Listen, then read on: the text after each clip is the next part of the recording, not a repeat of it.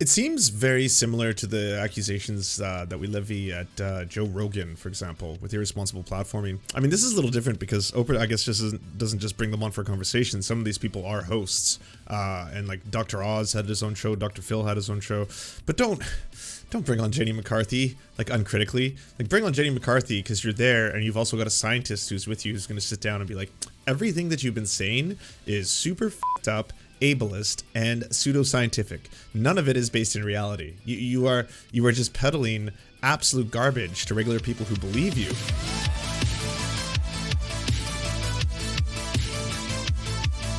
Oprah Winfrey is one of the most influential women in the world. She owns the Oprah Winfrey Network, where her specials have gained tens of millions of viewers, and the Oprah Winfrey Show itself was on air for 25 years. However, controversy seems to surround her. She's helped figures like Dr. Phil and Dr. Oz rise to stardom, and her show featured anti-vaxxers, and her charitable work has been criticized as being performative more than helpful. Her show featured anti-vaxxers? When did that happen? Well, I mean, I don't follow Oprah at all, but I'd imagine the backlash would have been pretty high, because like Joe Rogan got a lot of backlash for that. Are these things just mistakes, or is there a pattern of negligent and irresponsible behavior surrounding Oprah Winfrey? Hello everyone, and welcome to another episode of The Corporate Casket. I'm the Illuminati, and today we're going to be talking about Oprah Winfrey.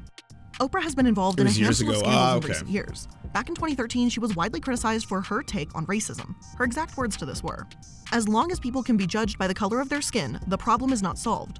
There are still generations of people, older people, who were born and bred and marinated in it, in the prejudice and racism, and they just have to die."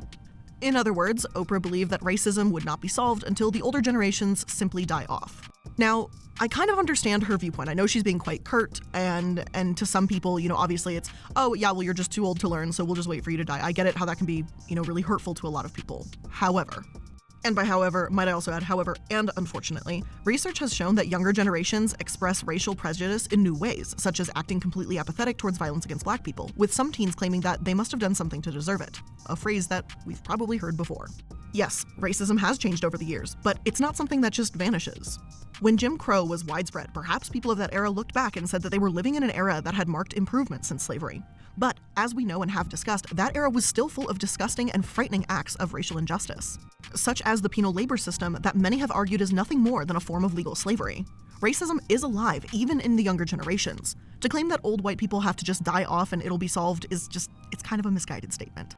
In 2020, she was involved in another controversy surrounding race when she began promoting a novel named American Dirt for her book club. Oprah said that the book woke her up and changed the way she views what it means to be a migrant. However, American Dirt was written by a white woman and tells the fictional story of a Mexican mother and her son's journey to the border after the cartel murders her family. And I don't believe that white people can't write about Mexican folks and their struggles, but respect, research, and sensitivity are especially needed if that's the case. Many believe that American Dirt simply did not do that. This was also considered poverty porn, aka writing about horrific experiences from other people for monetary gain, which I didn't even know that was a subject matter that existed. Oh yeah, you should check out Mr. Beast. Mr. Beast turns that into an entire genre on his channel. It's like, hey, Mr. Beast and all his best friends are going to go hang out in a prison cell. We're not going to really have any consequences for our actions or talk to you about the real things that happen to prisoners or the racial disparities that happen in there. But at the same time, it's going to be super poggies when we have an arm wrestle for $1,000. When this book was released, they featured barbed wire centerpieces at a bookseller dinner and claimed that the author's husband was an undocumented immigrant to imply that she could loosely identify with the story, when he immigrated from Ireland, by the way, not from Mexico. The Latino community themselves has spoken out against this, saying that the novel was inauthentic and inaccurate, pointing to various scenes like when the main character encounters an ice rink and is utterly shocked at the existence of said rink. Now, you might go, why is that inauthentic? Well, a variety of reasons, but for one of those reasons, the existence of a rink, when something like, winter sports such as ice skating are played in Mexico, like people are aware of what ice skating is. An LA Times writer, Esmeralda Bermudez, even went so far as to state, "In 17 years of journalism, in interviewing thousands of immigrants, I've never come across anyone like American Dirt's main character. She's this middle-class, bookstore-owning woman who left Mexico with a small fortune in her pocket like she was going to France or something. With inheritance money. With an ATM to her mom's life savings. And why did she leave? Because she was flirting with a drug lord who's now trying to kill her. This is a wonderful, melodramatic..." This kind of sounds like a Ben Shapiro novel, just not as racist. Kind of like a Ben Shapiro novel, but definitely not as racist. This is a Ben Shapiro novel. Novella, something I would love to watch for cheap entertainment, like a narco thriller on Netflix. But this should not be called by anyone the great immigrant novel, the story of our time, the grapes of wrath. Why? How did we get to a point in our industry, in the book industry, in society, that this is the low standard that we have? And I apologize for the lengthy quote here, but I think it is important to understand why the novel simply did not resonate with the Latino community. Oprah admitted she didn't actually look for Latino writers for genuine, real, authentic racist, voices, despite having advertised this as a story that represents real immigration. If Oprah had advertised this as a melodramatic telenovela, as the writer put, then perhaps she wouldn't have gotten such flack for that. Instead, people were frustrated that Oprah would use her platform like this. As one of the most influential women in the world, wouldn't she, of all people, be able to find a book that better represents a Mexican immigrant story? This American Dirt example is largely on par with the controversies we're going to talk about today, because from what I've seen in my research, Oprah isn't so much a malicious person as she is a negligent one. So let's get into why that is. So how did Oprah gain all this power in the first place, and how does she use it? I'm not going to go over every stage of her career, but give just a brief overview so we're all on generally the same page. Oprah was born in 1954 and at age 19 got her first television job at CBS at a station in Nashville, Tennessee. A few years later, in 1976, she transferred to an ABC affiliate in Baltimore, Maryland. Investopedia says that she defected to a morning talk show in '77 after struggling to maintain the objectivity required to report the news, and her casual, improvisational style served her well on talk shows. It served her so well, in fact, that she was offered a 30-minute morning talk show in 1984 called AM Chicago. Within a year, it became vastly popular, and film critic Roger Ebert soon encouraged her to license her own show. How come we always get mad at Oprah but never at white billionaires? I think this might be the first non-white billionaire deep dive that we've watched on this show. I'm trying to think of another one.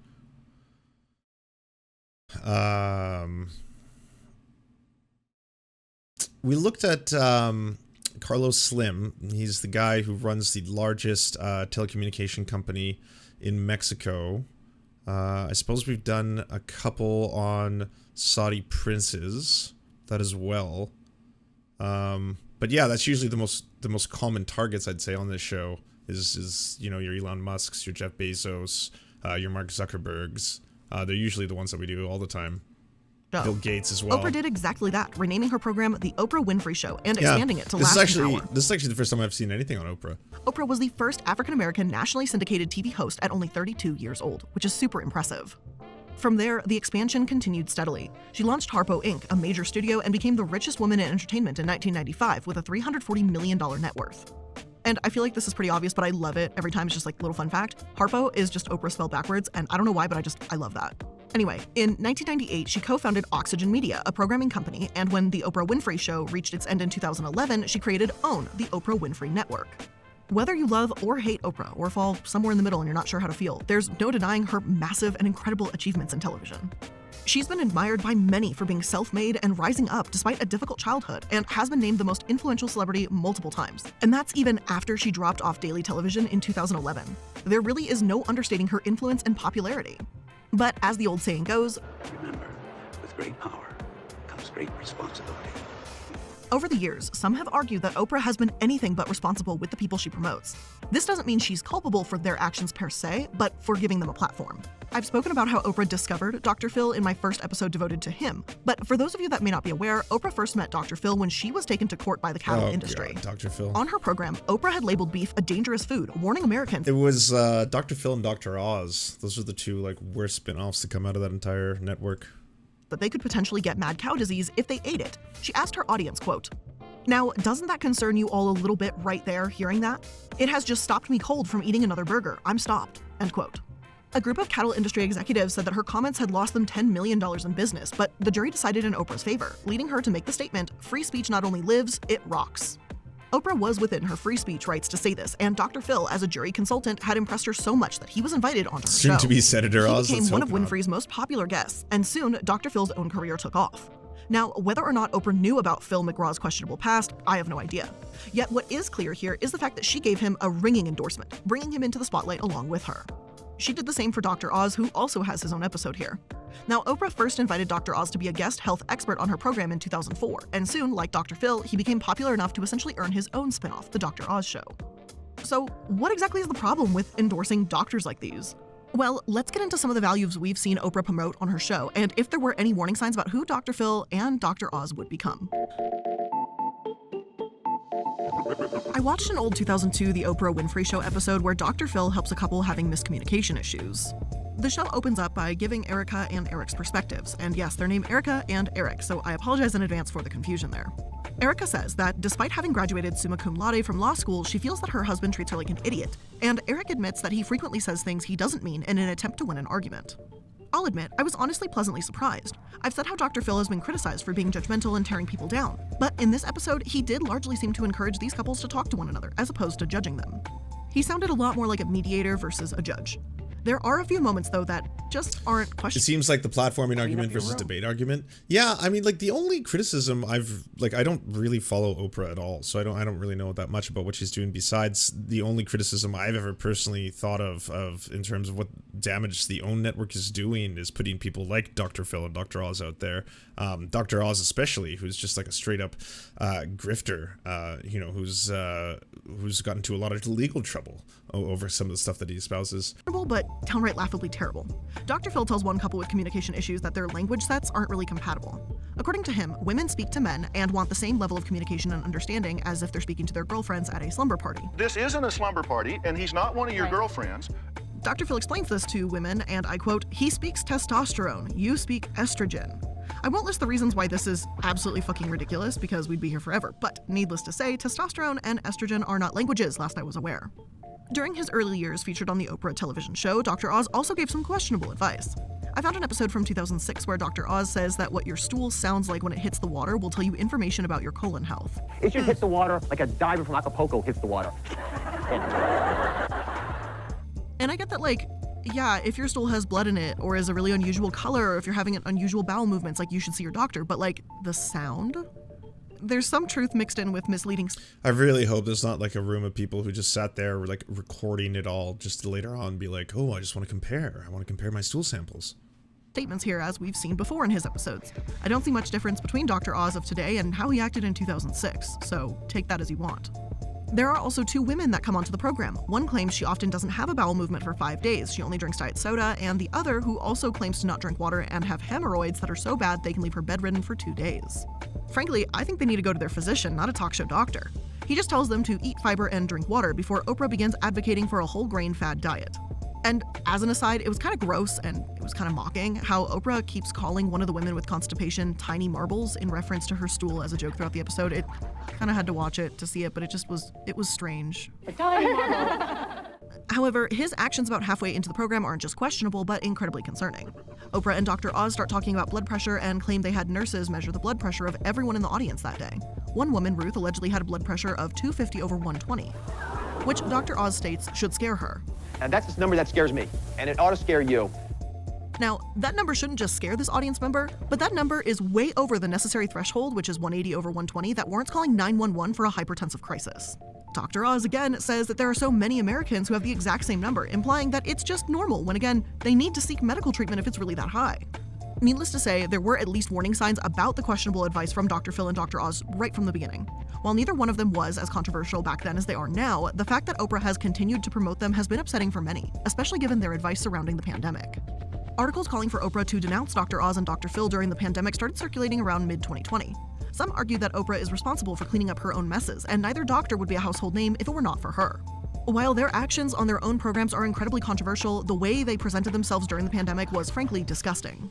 Dr. Oz appeared on Fox and Friends and overstated the power of the study that sparked the hydroxychloroquine conversation and the potential of it being a treatment for COVID. Good. Dr. Phil appeared on another Fox program, Laura Ingraham's show, and questioned the... I remember this when he came as a ghost. It's like, set your camera to ghost settings.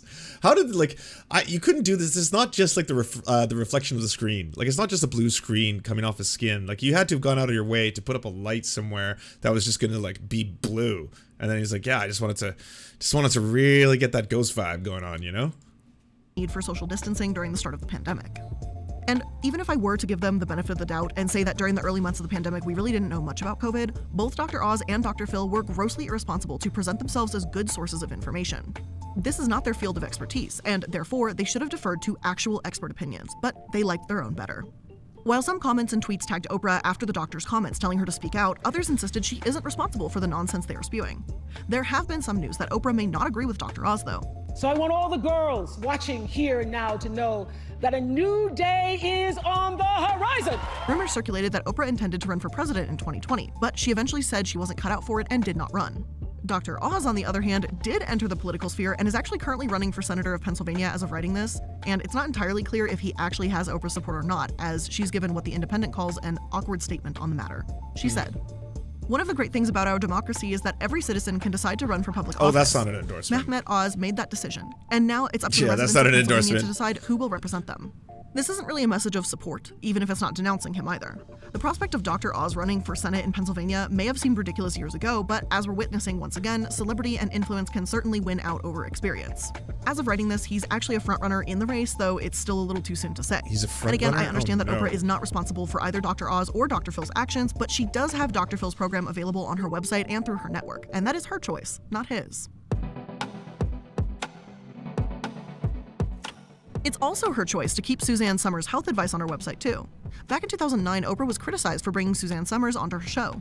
Summers isn't a doctor, and she hasn't gone to medical school, yet she's advocated for BHRT, biological hormone replacement therapy, and takes about 60 supplements a day. She claims to have her blood chemically cleaned with chelation therapy if she's exposed to cigarette smoke, and makes even more wild statements about how hormones can treat almost anything in the female body. Oprah, rather than caution her audience about going to such extremes, said, quote, "Many people write Suzanne off as a quackadoo, but she might just be a pioneer." Oprah acknowledged that Suzanne has been criticized by doctors, yet continued to advocate for her on her program. In her magazine, Oprah told readers that she went on bioidentical. I'm starting to get the theme here that like the problem with Oprah isn't so much Oprah, it's the company she keeps. It's like all the people that are on the network that are all terrible. Estrogen after reading Summers' book, and after 3 days said that the skies were bluer and her brain was no longer fuzzy. For Oprah to advocate for Suzanne Summers may not only be irresponsible, but once again, it crosses into dangerous territory. You see, years ago, Suzanne Summers and other sources seem to imply that she treated her breast cancer in an all-natural way. Yeah, it's pretty goop. In 2001, WebMD reported that she was treating it with a drug made from mistletoe extract, while MedPage Today says she declined chemotherapy. In more recent years, articles have argued this simply isn't the case. Summers was treated with a lumpectomy and radiation therapy. Summers just declined a follow-up post-cancer chemotherapy that doctors may prescribe for extra assurance. This doesn't mean she cured her cancer with mistletoe extract, so for her to imply such a thing is extremely that's super misleading. yikesy. It's great that she's feeling better and looking healthy, but to imply that it's because of hormone therapy and seemingly not mention or understate that she did undergo radiation therapy is a bit messed up. It also comes across That's like... not a bit messed up. Like, that can really fuck people over, especially if they believe you and they think like, oh, okay, so I don't have to actually listen to my doctors and take radiation therapy. I'm going to be completely fine if I just like, smoke a bunch of mistletoe and call it a day. Like, that can get people in serious fucking medical situations. Well, she's trying to sell you something. With MLMs, I've seen numerous times how sellers will lose weight and act as if it's all thanks to Herbalife or Thrive or whatever product they use, and neglect to talk about their diet and exercises. And that's part of what got me into talking about MLMs in the first place. One of my friends did that with the Thrive company, and it really angered and disgusted me. Summers seems to have taken a similar step, with something as life-threatening as cancer, unfortunately. In actuality, Summers likely looks young from a combination of things like hair dye, Botox, collagen filters, and possibly a stem cell the Viking facelift. god Balder. If you want plastic surgery, of Oh, I course, didn't that's know fine. that. That's your choice, and I'm not going to judge her for making that choice. But to imply it's due to an unproven treatment that she treats like a cure-all in order to appear like a medical professional, I'm definitely going to judge the hell out of her for that one. Summers and the doctors aren't the only ones with controversial, dangerous opinions that have appeared on the Oprah show. In 2007, Jenny McCartney also appeared on Oprah's program and told her audience that she is certain her son contracted autism from the vaccine. Okay. When you said anti-vaxxer, I thought you meant like, modern day anti-vax for COVID-19 vaccines. I didn't know it was the anti-vax classic arguments. Yeah, Jenny McCarthy is the absolute worst. Do not platform her. I said to the doctor, I have a very bad feeling about this shot. This is the autism shot, isn't it? And he said, no, that is ridiculous. It is a mother's desperate attempt to blame something on autism, and he swore at me. The nurse gave Evan the shot, and not soon thereafter, McCartney said, boom, soul gone from his eyes. Jenny McCartney was one of the largest voices in what she calls the pro-safe vaccine movement, instead of calling it the anti-vaccine movement, which is what it is. She also believes that autism can be reversed when you remove wheat and dairy from a child's diet, and told PBS Frontline that within 2 weeks... Oh my god, that's so fucked up. Everything about this is fucked up, as if like, first off, autism is a disease we need to cure. Secondly, we're doing it by giving them, restrictive diet situations. Like, what the ever-living fuck? He had better eye contact and sentence structure. McCarthy also added vitamins into his diet, which she claims helped his tantrums, and has called aluminum a devil in vaccines. She said that she wouldn't vaccinate again should she have another child. Now, I've gone into the anti-vax movement at length, and if I were to go off on just how angry this makes me, we would be here way too long. We'd be here forever. So, how does this relate to Oprah? She's not the one saying these things, right? Well, she's not, but she is giving them a platform to say these things to millions of people. Not only did Oprah have her views on air, but Oprah's production company signed McCarthy on for a talk show of her own, literally handing a platform to her on a silver platter. How is that not an endorsement? The potentially syndicated series fell through though, but McCarthy isn't the only one who spread anti-vaccine information on Oprah's program. It was gradual how Northrup started to fall from grace, but Oprah endorsed her and platformed Northrup when she started to go downhill. She let an anti-vaccine message spread yet again.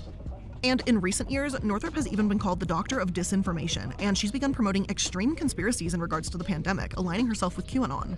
Remsky says that she began functioning as a gateway between the QAnon world and the more mainstream circles, as her message became darker and more conspiratorial. Although Press Herald claims that she once graced Oprah Winfrey's show, implying that she hasn't been on Oprah's show for a while, her advice has been questionable for ages. She spread disinformation so much that her Instagram was blocked for misinformation. Yet, somehow we are still not done talking about the questionable doctors Oprah has endorsed. Dr. Prudence Hall, referred to as the Doctor to the Stars by the LA Times, was placed on probation in 2018 for touting plant-based hormones without being aware of the potential risks, such as cancer. Dr. Hall has worked with celebrity patients like Cindy Crawford and, unsurprisingly, Suzanne Summers. Small world, right? Well, Hall has spoken on the Oprah Winfrey Network before, claiming that it's not about age, it's about how healthy your hormones are in 2011. Her message about not aging and natural relief from menopause symptoms like hot flashes, night sweats, and loss of libido are appealing to Oprah's audience. The median O magazine reader is 49 years old, FYI, and Oprah's core audience is typically women around that age. Yet, Dr. Hall's claims and treatments don't have evidence backed behind them, once again making me wonder what sort of vetting process anyone actually has to go through or credentials they have to appear on OWN. Could I just make up credentials and suddenly be on OWN as well? Now, this by no means are the only questionable people that have appeared on Oprah's shows. While it's one thing to give these views a platform, it's another when Oprah has defended them. Seth Mnookin, director of MIT's science writing program, published a book called The Panic Virus, which discusses anti-vaxxer appearances on Winfrey's show.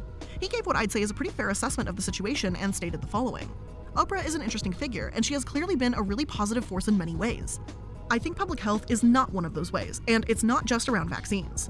When Oprah's been criticized, she's said that her guests are just sharing first-person stories to inform the audience and put a human face on topics relevant to them. Her intention is, allegedly, that she's just trying to present the information in an interesting way, not to endorse it. In my opinion, this comes across as favoring anecdotal evidence, regardless of intent. And I think I've made it clear how I feel about anecdotal evidence. It shouldn't be taken too seriously until there's facts and studies to back it up. So, if Oprah wants to put this information out there, she at least needs to argue it and challenge dangerous misinformation, but she seemingly doesn't. According to a 2018 Mother Jones article, Oprah's own views on vaccination still are not all that clear, which could potentially make her audience believe that Oprah herself actually does agree with McCarthy and other doctors featured on her show. I don't want to presume what Oprah thinks, but if I were speaking to an anti-vaxxer on this platform, I'd be arguing their points and making it very clear that I believe their viewpoint is dangerous. And it all comes back to today's word of the day, responsibility. Is Oprah responsible for her guests believing that vaccines can cause autism or that social distancing is unnecessary? Absolutely not. But she is responsible for giving them a platform and allowing that misinformation to spread via that platform. Now, I can't speak to Oprah's intent, but the fact that it's happened numerous times and consistently, and that she hasn't really spoken out and denounced any of them, it at the very least seems like she doesn't care about the issue. Now that we've seen the people Oprah has promoted, let's talk about the projects Oprah has worked on. One that comes to mind that's faced numerous controversies is her school, located in Africa. It seems very similar to the accusations that we levy at Joe Rogan, for example, with irresponsible platforming. I mean, this is a little different because Oprah, I guess, doesn't just bring them on for conversation. Some of these people are hosts, and like Dr. Oz had his own show, Dr. Phil had his own show. But don't bring on Jenny McCarthy like uncritically. Like, bring on Jenny McCarthy because you're there, and you've also got a scientist who's with you who's going to sit down and be like, everything that you've been saying is super fucked up, ableist, and pseudoscientific. None of it is based in reality. You are just peddling absolute garbage to regular people who believe you. And again, it's pseudoscientific, ableist, and super fucked up. So maybe stop. Just stop doing everything that you do right now, and do not call it activism. It is not. Now, before we continue, I want to give a brief content warning here because this next portion will mention sexual assault and a deceased child. There won't be graphic descriptions, but just skip the rest of the episode if this is going to be upsetting to you because this last portion is going to be quite a tough portion to digest. Now, for those of you still here, and for those that don't know, Oprah has her own charitable foundation called the Oprah Foundation that claims to be big on education, especially in the continent of Africa. I've spoken about short-term mission trips before and how simply building a school and abandoning it is not necessarily helping a community, but Oprah wanted to build a long-term solution to level the playing field, as she puts it. The site even adds that South African President Nelson Mandela himself was on board with this idea, and after they discussed it, the pair began working to make it a reality. In 2007, the Oprah Winfrey Leadership Academy for Girls opened, and almost immediately, people began questioning how exactly this luxury school could level anything. This school has large dorms with 200 thread count sheets, a yoga studio, a beauty salon, indoor and outdoor theaters, hundreds of pieces of original tribal art, over 20 lush acres of land and 28 buildings. Celebrities like Julia Roberts, John Travolta, and Angelina Jolie all attended the grand opening. And in my opinion, there's absolutely no problem with having a lush, spacious, beautiful school that costs $40 million and is free to attend. And seriously, gorgeous, free, school, incredible, that's great, that's awesome. And I think— Yeah, I totally agree. I mean, if you're building it completely out of, altruistic desire, yeah, of course, there's nothing to complain about there. that if Oprah built a school that wasn't beautiful, she undoubtedly would have been given flack for that. So I also understand that there is an aesthetic point of view for the outsider looking in as well. I understand there's a little more to the appearance than just how the students feel that are there. However, I can understand the concern about the potential elitism too. Allegedly, only 12 to 13-year-old African girls could apply, and there were only 152 spots available. Over 3,500 girls applied, leaving the school with just a 4% acceptance rate, a rate lower than many other prestigious schools, and less than half of Harvard's. Yeah, but I have a hard time criticizing this one just because it's like, would that school exist at all had it not been for Oprah? Like, could you have gone about this a way better way? Sure. Could you spend $40 million building a ton of, like, you know, infrastructure or much needed irrigation systems in areas or things like that? Yes, right? But I'm not, like, gonna, I guess, shit all over a super rich celebrity if their one endeavor is just, like, you know, this exclusive posh school that they built. 152 spots, that was it. Oprah herself conducted interviews of the 500 finalists, searching for girls with the it factor. And that it factor was girls that wanted to change the world. Still, this was too much for the South African government. This was supposed to be a collaborative effort between them and Oprah, but when more and more people began to question the school's luxury, they pulled out. One journalist at the time said it was Hogwarts with the Martha Stewart makeover.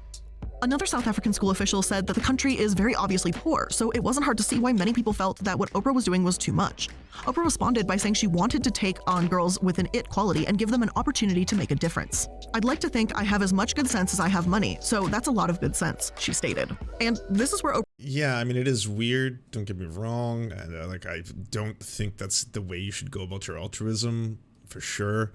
I mean, is it a net positive, though, that exists versus not existing? I guess I would have to say yes. loses me completely. And of course, this is my opinion, so feel free to take it or leave it. But if you go to a country with high poverty rates to build a school and brag about your money, then how could I respect that? It's just like, hey, I'm supposed to be doing this good, and it makes me look good too, but by the way, I have a lot of good sense because I have a lot of good money. Having lots of money does not make you a good person. Literally look at any modern day oligarch. Most of them are bad people. And I only say most of them because I haven't looked into every single oligarch that's out there all around the world, so I can't blanket statement it, but chances are if I did look through it, I'd probably find a vast majority, if not all of them, were probably bad.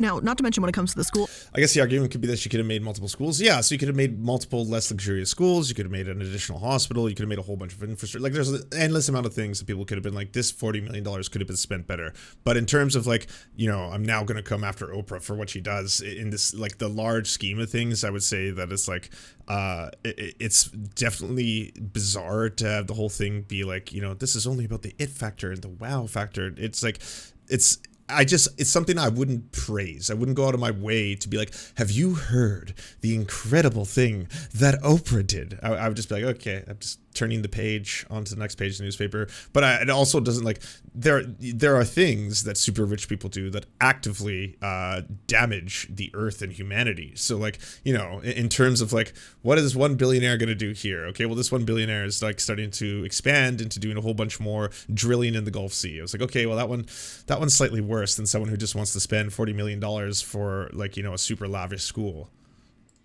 Oprah was actually the one who conducted interviews with the girls, determining if she would let them in, seemingly based on subjective criteria. She searched for this it quality among these kids and picked ones she liked best. Again, how is that leveling of any kind? Allegedly, she let one girl in simply because she had moxie and asked Oprah if it really cost her $500 to get her eyebrows done. Honestly, I think this is disgusting and performative. Oprah, in essence, went to an impoverished community where 1/8 of the population is HIV positive and told them whoever she liked best would get an education. And the other 7/8 of the population just get fucked because I didn't like you. I don't really have words to describe why I dislike this so much. I just really don't. But yeah, Oprah built a school and that's great. But the way in which she went about it leaves such a bad taste in my mouth. Now, I would say that if, like, she's utilizing it as a press thing on a repeated basis and trying to spin it as, like, I am literally, like, saving lives or making it out to be anything other than what it is, well, then, yeah, that is obviously problematic, to say the least. I don't know enough about this, though, and about what Oprah has been either accomplishing or talking about in relation to this. Like, I really follow very little Oprah or Oprah News. Now, while much of the early criticism about the school's elitism and luxury was one thing, the school soon faced a controversy on another scale when, in October 2007, a dorm matron was accused of sexual assault and violence against the students. Oprah herself flew out to the school to meet with parents and allegedly gave students her personal phone number. According to Time, she also called it one of the most devastating experiences of her life and said that all things happen for a reason. And personally, i.e. personal opinion here, if a young student at a school named after me were sexually assaulted, I wouldn't tell them everything happens for a reason, but again, that's just my opinion. Oprah also gave the girls counseling and fired all the dorm matrons at the school. Oprah told parents at the school and explained in a media conference that the headmistress, whose name I'm about to say but I'm going to probably butcher just horrifically, and I apologize for that, the headmistress, Larado Nomvuyo Mizamane, had not taken abuse concerns seriously. She apparently required students to be fearful and silent, according to Oprah, and the headmistress too was fired. However, while it's important to take abuse allegations seriously, the headmistress alleged that Oprah was actually defaming her by saying such things, as it simply was not the case. Not to mention, the dorm matron that was accused of abuse was actually acquitted of any wrongdoing during an investigation. The case left her humiliated, broke, and unemployed, though she was acquitted, and Oprah claimed she was disappointed in the outcome but proud of the 9 girls who testified at trial. Now, I have no idea if these 9 girls were abused or not, and I won't speculate or insist that they must have been lying. I don't think Oprah was overreacting by how seriously she took the matter, as cases like these do need to be taken seriously. Yet, her comments about the headmistress seem to be without proof or merit, as she later filed a defamation suit and then settled with Oprah for an undisclosed amount of money. It's hard to know for sure exactly what happened here, but this certainly was not the school's only controversy to come. In 2009, 7 pupils were disciplined for offenses relating to sexual misconduct, and in 2011, a deceased infant was found in a bag of one of the school's students. It's believed that the 17-year-old student gave birth at the school, and she was soon brought to a hospital where she was being treated for excessive bleeding. This isn't necessarily a scandal. Schools have had issues, but Oprah's school, given that her name is attached, is going to make headlines. The Daily Maverick makes this point, and I do understand the perspective. While there have been rumors floating around that the school is strict or like a prison, there aren't any reputable reports about it either. Truly, I am happy for those girls that have graduated from Oprah's Academy and are going on to do wonderful things and even earn their PhD. That's fantastic, and I do truly wish them the best. All in all today, it's not so much about Oprah's direct actions that have made me infuriated, but it's more about her lack of awareness, lack of responsibility, and her ignorance. Oprah is by no means the worst person we've ever spoken about here in episodes, but I can't in good faith support her when these types of behaviors continue as well. But again, these are just my thoughts, information that I've gathered, and some of my opinions sprinkled in, and that is where we're going to end today's episode. Thank you for spending some of your time here with me today. I really do appreciate it. I know you have so much you can be doing in a single day, and yet you chose to give some of your ears time with me. Okay, well, that took an incredibly dark turn that I did not foresee. That's not where I saw that story going. So that's, horrifying, I guess, is the word. Yeah, that's probably the word I'm going to look for. Interesting deep dive, nonetheless. There was a lot of interesting stuff there. I would say, I guess it seems like, once again, it's a case of someone who is surrounding themselves with a lot of really terrible people. I would say the same thing about Joe Rogan platforming Jordan Peterson and all the rest on a regular basis. I would have the same kind of criticism there. I guess it is a little bit worse if you gave them shows and spin-offs, but that's not to say that Joe Rogan doesn't make each one of those people equally very, very famous every single time he puts them on the show kind of stuff. But yeah, that was a definite, wait, what? Rip. Do you enjoy the Serfs but prefer not to have to use your eyeballs? Many are saying this. Well, we've got the solution for you. It's the Serf Times in podcast form. Available on most major podcasting networks now. If you enjoy it, please consider leaving a good review and feedback because it really helps the show out, apparently, and it's free, just like the podcast. To our gods, Xander Corvus and Peyton L. Just, we beseech thee to smite down our enemies.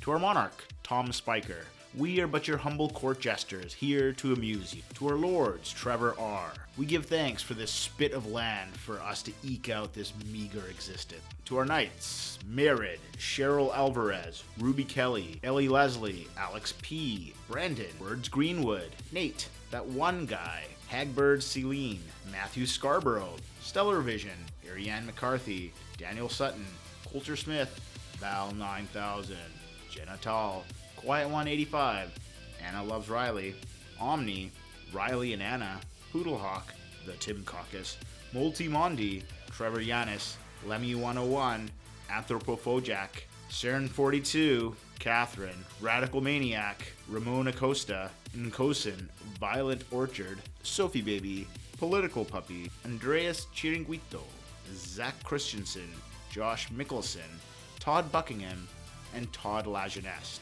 We raise our flag in a veil, and we salute you, our friends.